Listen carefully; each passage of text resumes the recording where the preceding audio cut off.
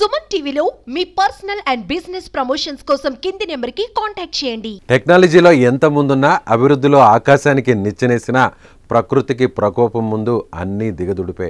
మనం ప్రకృతిని రక్షిస్తే ప్రకృతి మనల్ని రక్షిస్తోంది. మనం దానిని నాశనం చేస్తే అది చూసి అంతం చేస్తుంది. అందుకు నిదర్శనమే ప్రపంచవ్యాప్తంగా ఇటీవల తలెత్తుతున్న ప్రళయాలు. వివిధ దేశాల్లో తుఫాన్లు విజృంభించాయి.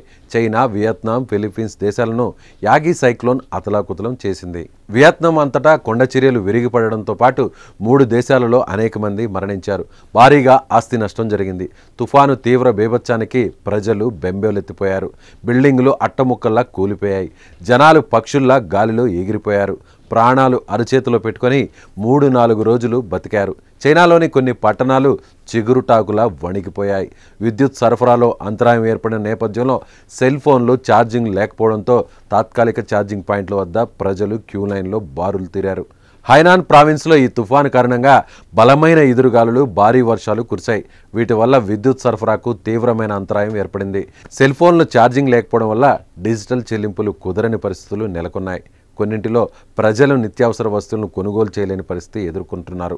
ప్రభుత్వం ప్రత్యేక ఛార్జింగ్ స్టేషన్లు ఏర్పాటు చేసిన తర్వాత వాటి వద్ద తుఫాను బాధితులు బారులు తీరారు. దీనికి సంబంధించిన వీడియోలు సోషల్ మీడియాలో ఇప్పుడు వైరల్గా మారాయి.